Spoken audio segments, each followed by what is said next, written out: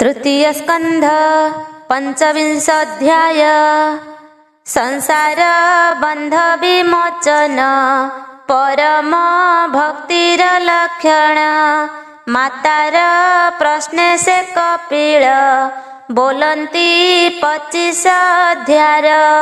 शौनक उवाच तत्त्वज्ञ कपिल महर्षि जन्म होइले मर्त्ये आसी। जन्म वर्जित से अटंती आत्मा रे ज्ञान प्रकाशंती। पुरुष श्रेष्ठ से अटंती जोगिंक मध्य जोगपति। ताहांक चरित शुणुछि मो आत्मा संतुष्ट न होछि। भक्त रुचिर रूप धरी आत्मा माया रे जाहा करी। से सबु कह मो आगरे ताहा मु शुणिबि श्रद्धारे। सुत उवाच भोमुनि पचारिल जाहा विदुर पुछिथिले ताहा। मैत्रेय तांकु कहिथिले एबे कहुछि शुण भले। मैत्रेय उवाच पिता रणे गले जहूँ मातार प्रिय कार्य तहूँ। करिबा पाई जे कपिल रहिले बिंदुसर तीर। तत्त्वमार्गर पारदर्शी अटंती कपिल महर्षि।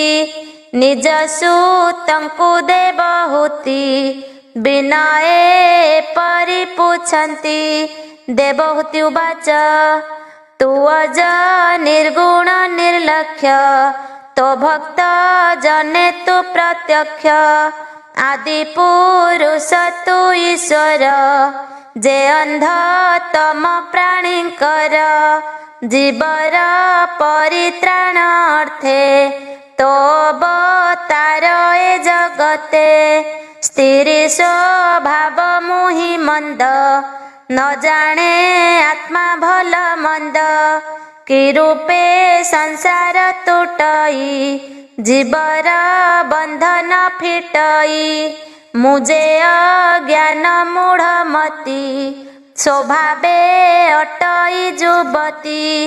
तुमते ज्ञान चक्षु देई उद्धर दुर्गति खंडाई। तु नाथ मते दया कर ए घोर संसार उद्धर।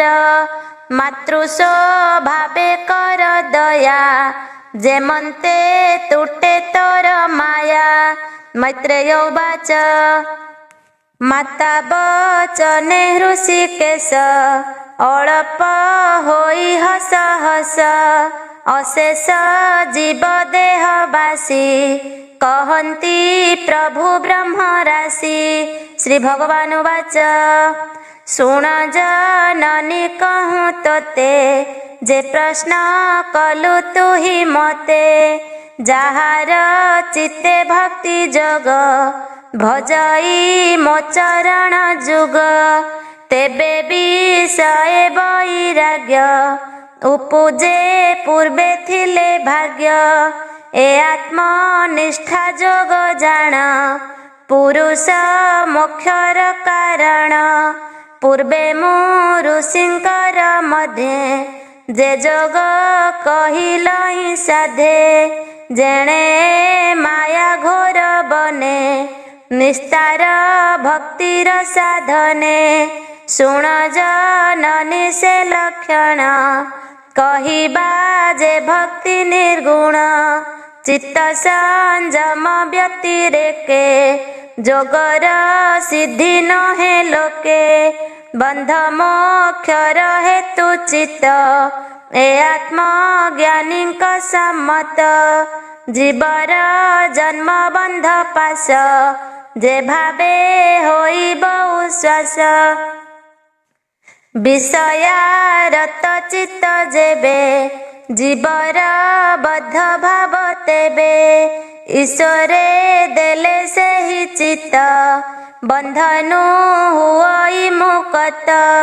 मुहि मोहर भाबु जात कामादि तेजे जेबे चित निर्मल हुआ इति जान मणई सुख दुख सम ए रूपे चित्त शुद्ध जेबे जीव ईश्वर एक भावे देखई प्रकृति भिन्न स्वयं प्रकाश परिपूर्ण प्रकृति बल होए हत ज्ञान वैराग्य भक्ति जात अखिल आत्मा पाद जुगे भजिले दृढ़े भक्ति जोगे एणु से लभे ब्रह्म ज्ञान एथहु पथ नाही आन ए भव जलधि तरंग हरई साधुंकर संग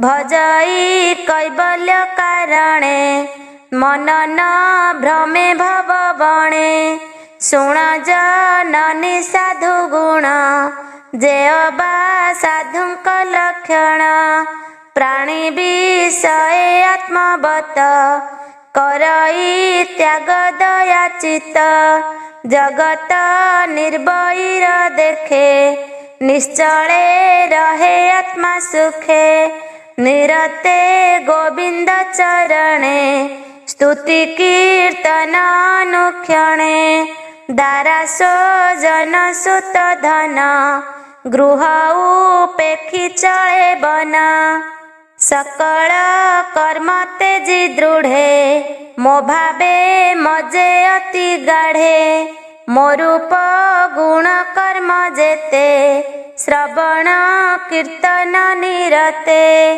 एमंत भाव नित्य करी ए माया भबु जानती तरी ए रूपे साधुंक चरित समस्त संग विवर्जित एमंत भक्त जन संग करी तू तर ए तरंग भक्त जन संग जेबे करई भ्रम खंडे तेबे मोर चरित गुण गाथा करन्ते अन्य अन्य चिंता शुणी शुणाई अश्रुधारे आनंदे पुलक शरीरे निरते श्रद्धा भक्ति बढ़े भव बंधन पास छिड़े अशेष जन्म भाग्य दए तार प्रथमे श्रद्धा होए तहु पूजे रति भक्ति मोहर लीला कर्म चिंती वैराग्य हुई प्रकाश प्रकृति गुण जाई नाश ज्ञान वैराग्य भक्ति बळे सकल समर्पे मोठारे तेबे देहे मोते पाई शुण जननी मन देई मो नाम नाब करी भावे बसी तरिबु भक्ति भावे भकत संगे नाबे बसी ए सिंधु तरणे साहसी जेणु भकत प्रिय हरि ता भावे भव सिंधु तरी एमंते पुत्र वाक्य शुणी आनंदे कर्दम घरणी आकुले पुत्र पादे पड़ी पुणी पचारे कर जोड़ी देवहूति उवाच कि रूपे भक्ति जोग जानी भक्ति कि रूपे प्रमाणी जे भक्ति बळे अनायासे जीव निर्वाण पदे पसे जे जोग मुख्य प्रयोजन शुणिली तुम्भर वचन से जोग के मंत के मंत साधनता होई मुस्तिरी अटे मंद बुद्धि दुर्बोध्य जोग दयानिधि एणु मो चित्तरे संशय कह हे प्रभु दयामय। मैत्रेय उवाच एमंत माता वाक्य शुणी कपिल बेशे चक्रपाणी। कहन्ति जननीर आगे परम ज्ञान सांख्य जोगे।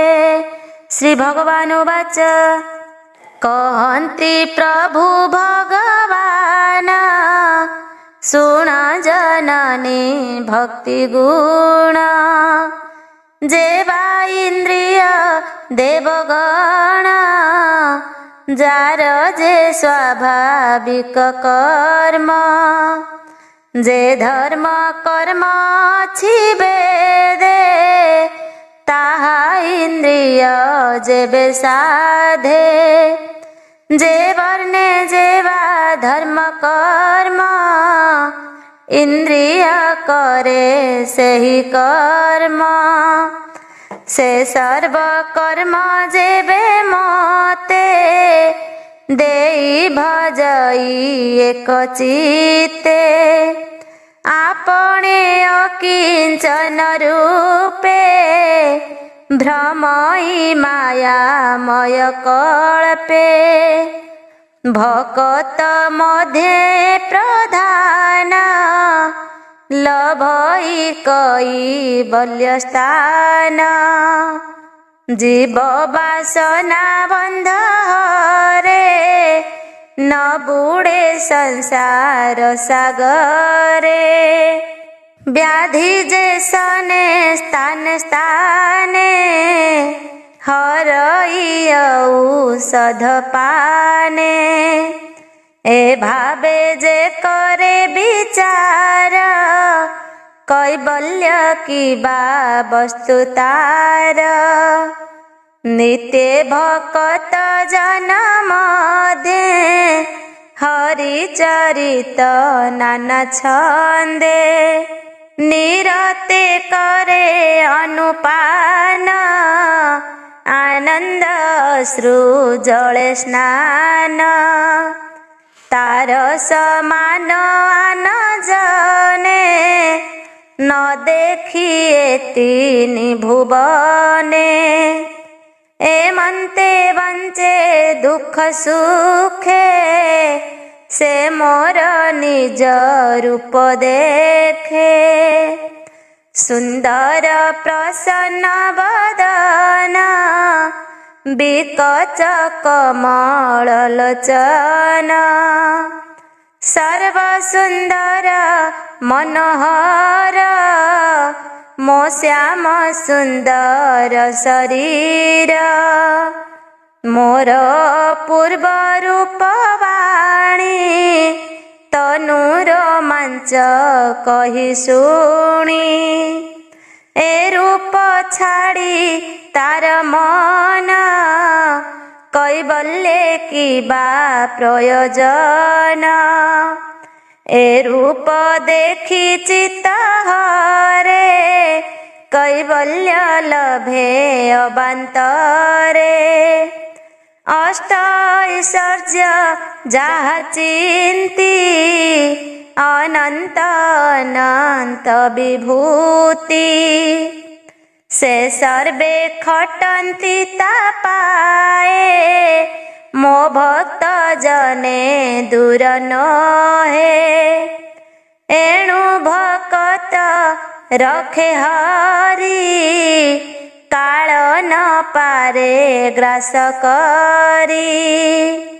मु तार प्रिय आत्मा सुत सखा सुहृद गुरुवत। ताहार गुरुदेव मोहि जे मोते भावे भावई। ताहार इष्ट बंधु मोहि जे मोते सर्व समर्पई। नाही ताइह परलोक न माने आत्मा दुख सुख।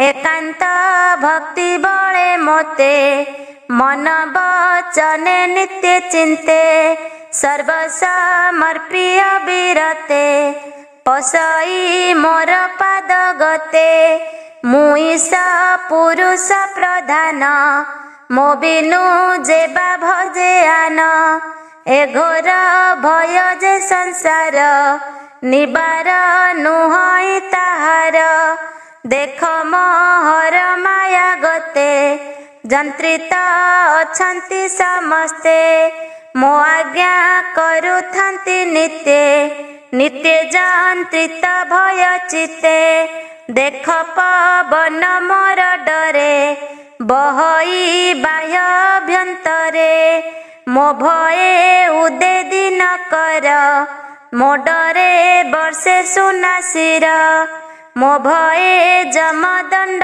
धरे मृत्यु सकल प्राण हरे मो डरे जेबा जाहा भखे अग्निदहई अप्रत्यक्षे शशांक दिशई आकाशे प्राणीक मनसे आश्वासे एमंते महाजोगी जने जंत्रित मोहर वचने सेवंती मोहर चरणे संसार पार इछि मने